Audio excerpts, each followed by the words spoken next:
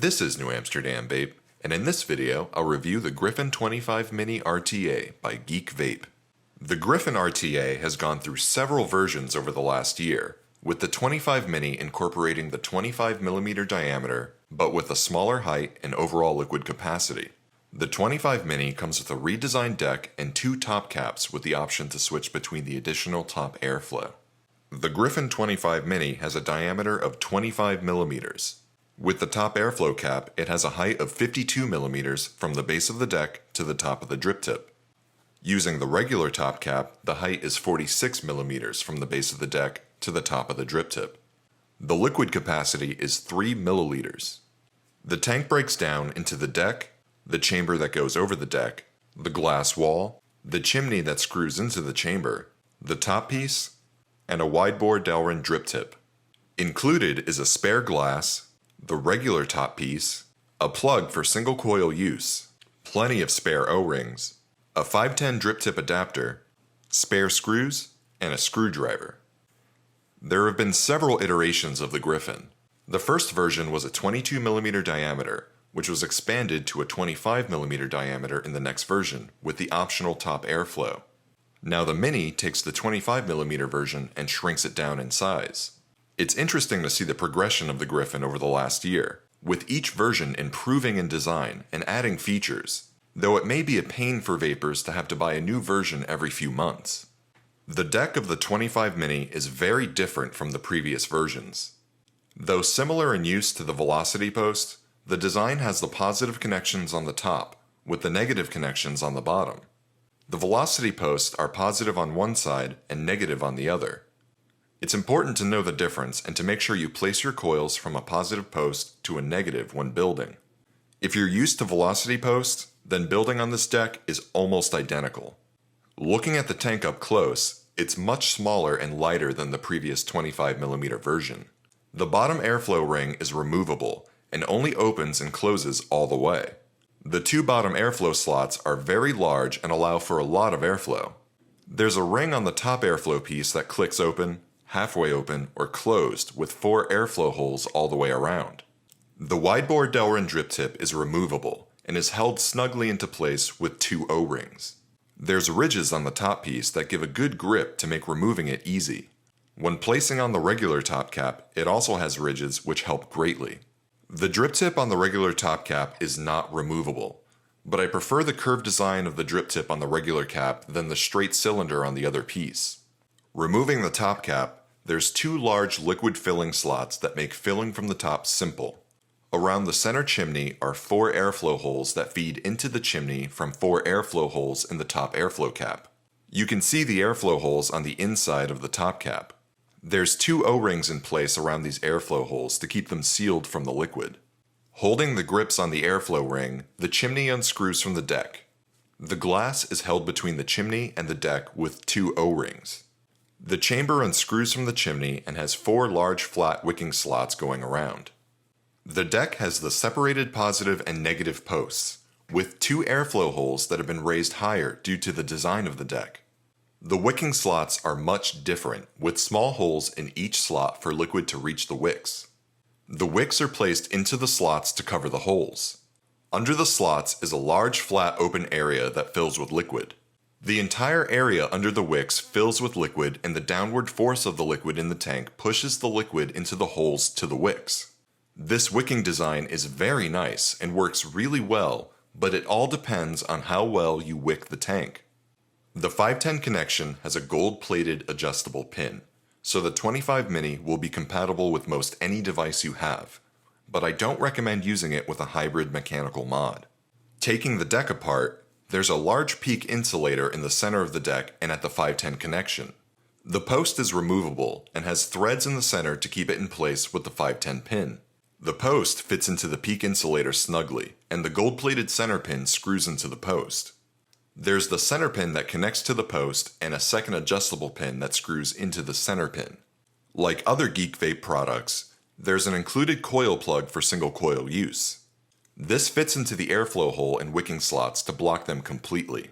You lose half the airflow with this plug, but it works great for anyone who prefers single coil builds or wants to chase more flavor by cutting down the airflow. I made a simple dual-spaced coil build on the deck. Building on the deck is just like building on regular velocity posts. The screws are hardened and handle really well, though the included screwdriver can strip down over time. I've gone through many of these T-shaped screwdrivers. Wicking is the real challenge with the 25 Mini. I've already begun the wicking process with 2 pieces of organic cotton. First, I like to cut the wicks a little long, just outside of the deck so I can work my way down to where I need them. Next, I'll add the liquid to the wicks so they're easier to work with when placing them into the slots. I won't start firing the coils yet, I want to get the wicks just right. With these wicking slots, you actually want the wicks to be a little thick to fully cover that hole at the bottom. The liquid in this tank is like a barometer. If the holes are not covered well by the wicks, the liquid will push up into the airflow holes with ease. I've had this happen by using too little wicking material, so don't be afraid of thicker wicks.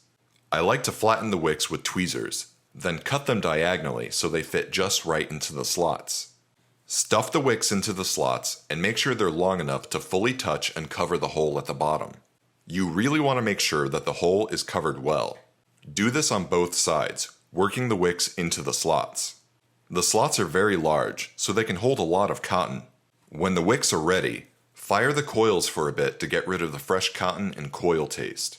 Watch the liquid in the slots as you fire, and make sure the liquid is drawn up properly from the slots into the coil.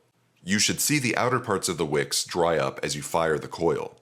Screw on the chamber to the deck first, making sure it's in all the way and the wicking slots are aligned. Place on the glass and the rest of the tank to start filling the tank with liquid. The 2 liquid slots are large enough that filling the tank is a breeze.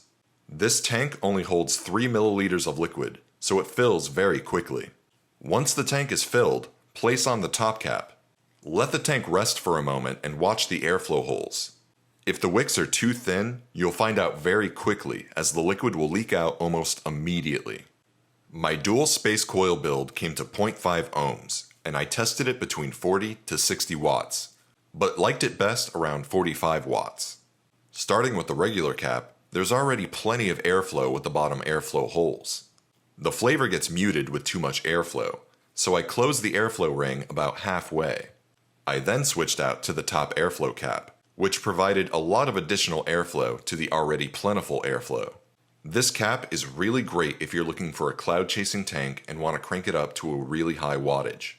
I personally don't like wattages too high, and found the airflow to be too much for lower wattage vaping. The flavor became even more muted with the additional airflow. If you're looking for flavor, use the regular cap with the single coil plug and kick the airflow ring about halfway at a lower wattage. Looking at the pros and cons, the Griffin 25 Mini is really the best version of the Griffin RTA so far. The new deck style and liquid slots perform really well. I never get any dry hits with this tank, and the liquid flows perfectly to the wicks. Keeping a chamber under the wicks for the liquid to come from below works really well. The downward pressure of the liquid keeps it flowing until it's just about empty. I like the 25mm diameter, and since it's a little smaller than the previous 25mm version, it's more travel friendly. Like a lot of GeekVape products, the Griffin provides a lot of options.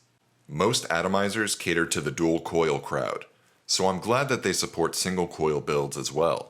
It's nice having both airflow options included instead of offering them separately, so you can customize your Griffin to your preferences. The price is another pro. You can get the Griffin 25 Mini for $35.99, which is a great price for a great tank. Remember, you can get 15% off at heavengifts.com when you use the coupon code ANEWAMSTERDAM. Moving on to the cons. The new liquid slot design can be unforgiving if you do not wick properly.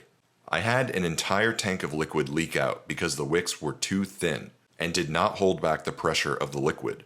It takes some practice wicking this tank, and if you're new to building, it can be a big task, but it's well worth the effort. There's very sharp edges on the airflow ring and top pieces.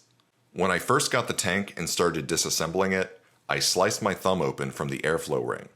The grips do help a lot when taking the tank apart, but if you grip it wrong and it slips, it'll cut you, so you have to be careful. They should have rounded the edges off a bit in the machining process to prevent this.